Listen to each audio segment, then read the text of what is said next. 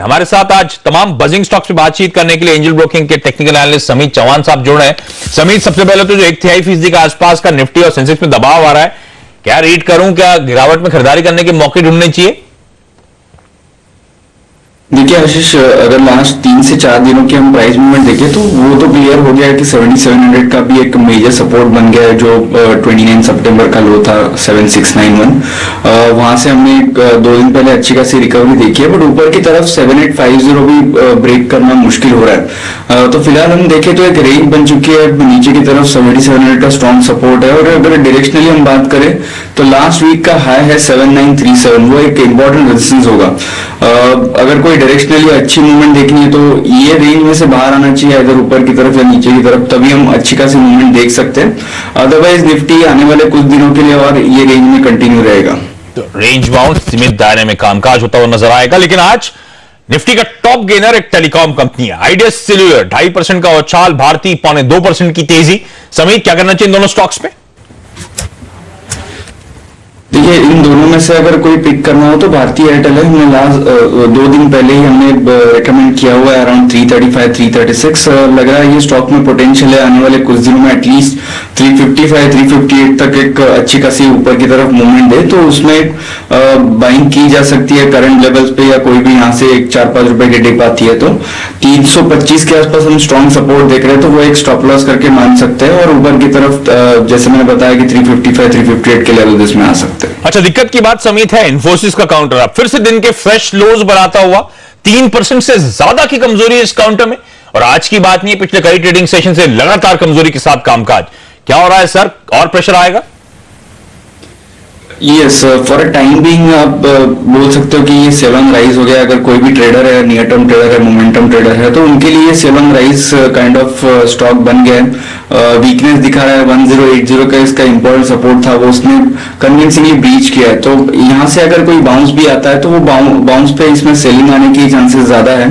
फिलहाल तो एक 1020 का एक इंपॉर्टेंट लेवल है, एक फिबोनाची रेशियो वहां पे कोइंसाइड हो रहा है, तो यहाँ से एक माइनर बाउंस आ सकता है। बट मेरे ख्याल से इसमें ज्यादा फिलहाल तो एक लॉन्ग साइड पे नहीं रहना चाहिए।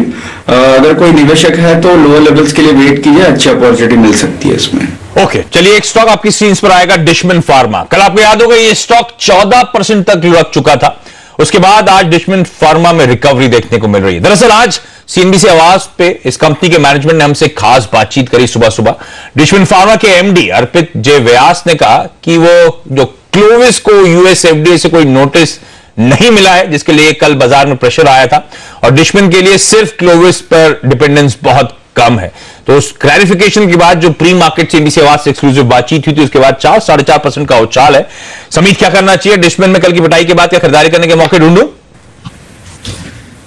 नहीं आशीष, मेरे ख्याल से थोड़े टाइम के लिए वेट करना चाहिए। लास्ट 3 महीनों में ये स्टॉक ऑलमोस्ट डबल हो गया 180 के लेवल से, जो उसके जुलाई मंथ के लेवल्स थे, वहां से ये स्टॉक ने मोर देन डबल प्रिसिशन लिया है। अगर हम देखें तो जो रिसेंट हाइज थे 419, वो उसके प्रिसाइजली अगर देखें तो प्रीवियस हाई भी उसका 425 के आसपास था, जनवरी 2008 का। तो आप ऐसे बोल सकते हो कि हिस्टोरिकल हाइज के एक स्ट्रॉन्ग रेजिस्टेंस करके एक्ट हुआ है, वहां से ही प्रॉफिट बुकिंग आई है, वॉल्यूम के साथ आई है। तो मेरे ख्याल से ये और कंटिन्यू हो सकती है 300-290 के लेवल, जिसमें हम आने वाले कुछ दिनों में देख सकते हैं। ओके, तो यहाँ पे ज्यादा शायद अपसाइड नजर नहीं आते, लेकिन आइए सुनते हैं डिशमन फार्मा के एमडी व्यास साहब ने क्या कहा था सीएनबीसी आवाज पर। उनको कोई नोटिस नहीं मिला है, उनको खाली क्लैरिफिकेशन देना है यूएस एफडीए को फॉर द डेटा, और वो सबमिट करने वाले हैं।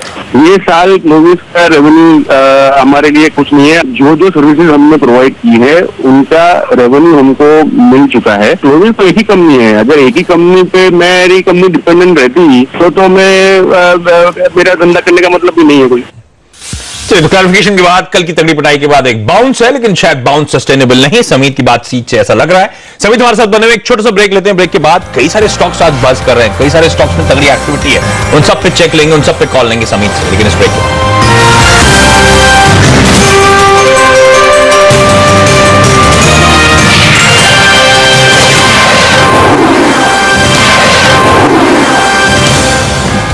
ब्रेक के बाद आपका स्वागत है। और पिछले महीने आपको याद होगा इक्विटी म्यूचुअल फंड्स ने भारतीय बाजारों में जमकर निवेश किया और फंड ने बाजार में काफी सौदे किए हैं। पर किन शेयरों में फंड ने ज्यादा दिलचस्पी दिखाई है और किन शेयरों से उनका मोह भंग हो गया है। हमारे सहयोगी वरुण दुबे हमारे साथ जुड़ रहे हैं, जिन्होंने पूरी रिसर्च निकाली हुई है। वरुण, एक्टिविटी तो बड़ी स्ट्रांग थी, डीआईएस ही थे जो भारतीय बाजारों को सपोर्ट कर रहे थे, क्या खरीदारी हुई है? देखिए, अक्टूबर के महीने में अगर आप देखें तो म्यूचुअल फंड्स ने इक्विटी बाजार में करीब 2900 करोड़ की खरीदारी की है और इस समय आपको याद होगा काफी सारे नए आईपीओ आए थे, सीसीडी, इंटरग्लोब एविएशन, एसएचकेएल, तो ये कुछ ऐसे कंपनीज थी जिसमें डीआईएस ने फ्रेश खरीदारी की है। इसके अलावा इंफ्रा काउंटर्स इनके रडार पे अब आ चुके हैं और जेएमआर इंफ्रा, जय कुमार इंफ्रा, ये दो इंफ्रा काउंटर्स है जिसमें फ्रेश खरीदारी की गई है। वही काफी सारे ऐसे स्टॉक्स है जिसमें एडिशनल खरीदारी की गई है म्यूचुअल फंड के जरिए, और वो है टाटा ग्रुप की company, Tata steel, Tata Motors, इसके अलावा Reliance industries, IOC, HDFC bank, ICICI bank, Bajaj Finserv, इसके अलावा होटल इंडस्ट्री में इंडियन होटल्स, ये कुछ तमाम ऐसे स्टॉक्स थे जिनमें इन्होंने अपना जो स्टेक है वो बढ़ाया है। तो क्या खरीदारी हुई है या फिर कुछ डंपिंग भी हुई है, कुछ बेचा भी इन लोगों ने? देखिए, जाहिर सी बात है, अगर खरीदारी हुई है तो बिकवाली भी हुई होगी और काफी सारे ऐसे स्टॉक्स हैं जिसमें इन्होंने बिकवाली की है। उसमें सबसे आगे तो ट्रेडर्स फेवरेट आईटी स्टॉक्स है जिसमें विप्रो, टीसीएस, इंफोसिस, ये काउंटर्स में बिकवाली की गई है। इसके अलावा डिफेंसिव माने जाने वाले फार्मा काउंटर्स जैसे कि डॉक्टर रेड्डीज, ल्यूपिन में जम के बिकवाली की गई है। वही बैंक्स में अगर आप देखें तो federal bank, HDFC, IDFC, axis bank, REC, ये तमाम ऐसे बैंक हैं जिनमें बिकवाली की गई है। और ऑटो स्टॉक्स में अगर आप देखें तो मारुति एक साल में 40% रिटर्न देने वाला ये स्टॉक, इसमें भी जो म्यूचुअल फंड है उन्होंने अपना हिस्सा काफी घटाया है। सिर्फ यही नहीं, काफी सारे ऐसे स्टॉक्स भी है जिसमें इन्होंने पूरी तरह से एग्जिट कर लिया। काफी सारे म्यूचुअल फंड ने पूरी तरह से एग्जिट किया, उसमें इमामी, एबीबी इंडिया, सिंजीन, नीलकमल, जस्ट डायल, अमारा राजा और गोदरेज इंडस्ट्रीज जैसे स्टॉक शामिल है। ओके, तो बेच रहे हैं आईटी कंपनीज, बेच रहे हैं फार्मास्यूटिकल्स, बेच रहे हैं सिलेक्टिवली बैंक्स और इंटरेस्टिंगली मारुति। खरीदारी हो रही है टाटा मोटर्स में, खरीदारी हो रही है जो तमाम मेरे ख्याल से बड़े आईपीओ, टॉक्ड अबाउट आईपीओ आए थे जहां पे वो एंकर इन्वेस्टर्स बने थे, तो ऑब्वियसली उन्होंने वहां पे खरीदारी करी है। और साथ साथ जैसे वरुण हाईलाइट करते कुछ selective infra companies, in fact infra मैं हाईलाइट भी कर रहा था, अच्छा मोमेंटम देखने को मिल रहा है। समीत, एक पॉकेट जो आज इंटरेस्टिंग ट्रेड दिखा रही है वो Titagarh wagons, Texmaco, rail engineering, जो रेलवे रिलेटेड पिक्स हैं, रेलवे रिलेटेड स्टॉक्स हैं, 4% के आसपास की मजबूती के साथ शायद इस समय भी कामकाज कर रहे हैं। क्या ये वो प्री बजट की तैयारी हो चुकी है? क्या रैली वो वाली आने वाली है? क्या सर कंटिन्यू होगी? यस आशीष, पॉसिबल है, बट देखिए हम इसको क्लोजली ट्रैक नहीं करते क्योंकि बहुत इनकंसिस्टेंट इनकी मूवमेंट रहती है। बट इसमें से अगर देखें तो टेक्समैको रेल का चार्ट स्ट्रक्चर काफी पॉजिटिव है। अगर आज ये 130 to 135 के ऊपर अगर क्लोजिंग दे पाता है तो इसमें ये मूवमेंट और कंटिन्यू रहेगी। पॉसिबल है ये स्टॉक 150, 152 के लेवल भी टेस्ट करे, तो मेरे ख्याल से आज के क्लोजिंग के लिए वेट करना पड़ेगा। अगर 32, 34 के ऊपर इसमें क्लोजिंग आती है तो डेफिनेटली इसमें एक अपमूव आ सकती है। अच्छा, एक डिशमन फार्मा की मैंने बात करी थी, लेकिन आपको याद होगा कल एक और स्टॉक था जिसकी जबरदस्त पिटाई हुई थी। इनफैक्ट एक समय तो लोअर सर्किट पे जाके बंद हो रहा था। डीबी रियल्टी फाइनली 14-15% के आसपास का दबाव देखने को मिला। डीबी रियल्टी के चीफ फाइनेंशियल ऑफिसर एनएम गट्टू साहब से भी आज हमने मार्केट खुलने से पहले बातचीत करी। उनका कहना था कि सिक्योरिटीज ट्रेडिंग कॉर्पोरेशन ने गलतफहमी की वजह से कंपनी के शेयर कल बेच डाले थे, पर वे जल्दी पूरा भुगतान करके उस अकाउंट को सेटल करेंगे। उस क्लैरिफिकेशन के बाद, कल की पिटाई के बाद आज 6% के आसपास की मजबूती है। समीत, यहां पे क्या करना चाहिए?